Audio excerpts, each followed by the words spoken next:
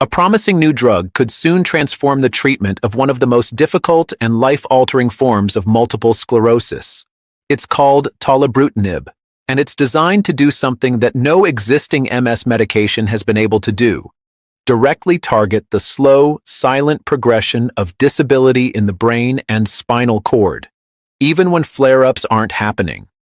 With FDA approval expected in the coming months, doctors and researchers are calling this a potential turning point in the treatment of progressive MS, particularly a subtype known as non-relapsing secondary progressive multiple sclerosis, or NRSPMS. Tolebrutinib is part of a new class of medications called BTK inhibitors, named after the enzyme Bruton's tyrosine kinase.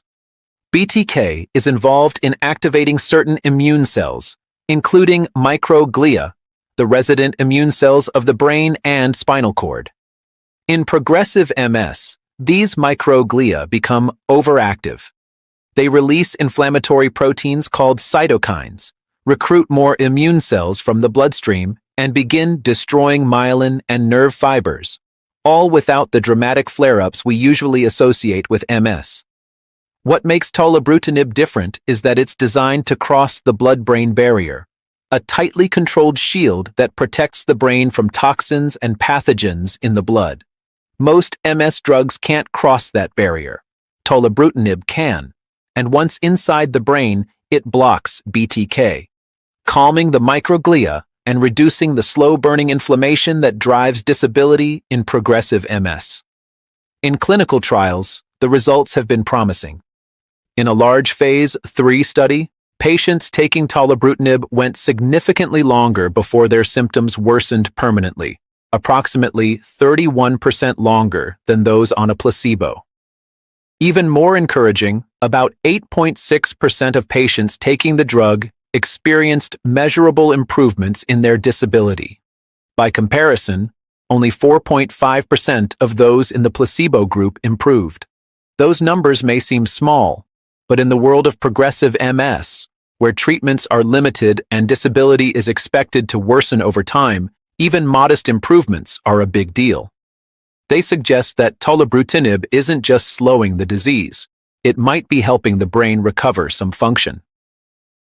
The drug was originally developed by Principia Biopharma and later acquired by Sanofi in 2017.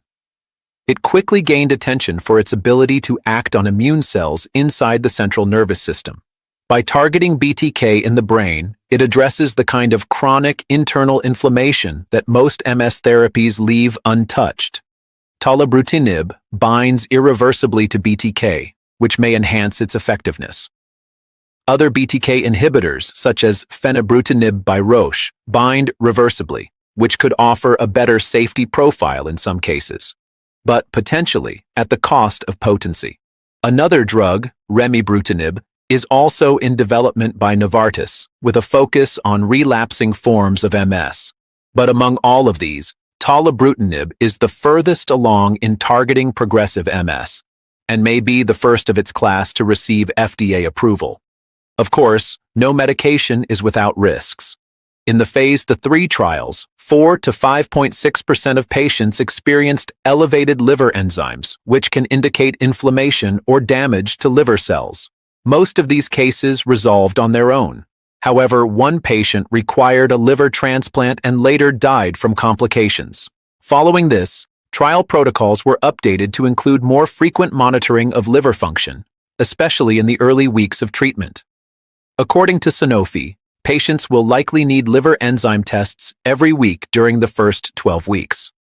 If those levels rise significantly, doctors will recommend stopping the drug immediately.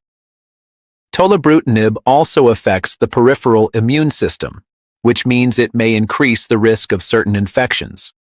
These could include respiratory infections like the flu, COVID-19, or the common cold, as well as urinary tract infections. That said, doctors report that the effects on the immune system are quickly reversible once the medication is stopped.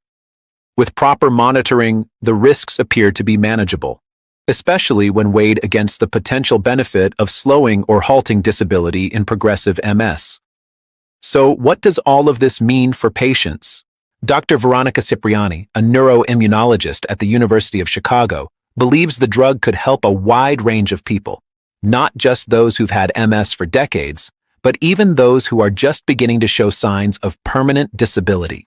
In her words, not only is tolebrutinib going to help patients who already have SPMS and have had MS for 20 or 30 years, but it could potentially help patients who are having clinical disability progression early on in their disease course.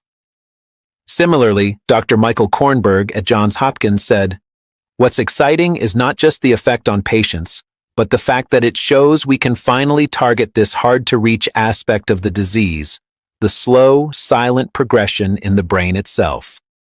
With FDA approval expected by September 28, 2025, patients may not have to wait long.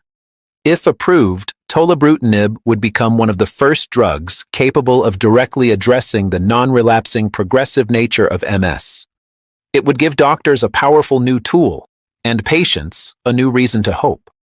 For those living with progressive MS, a condition often marked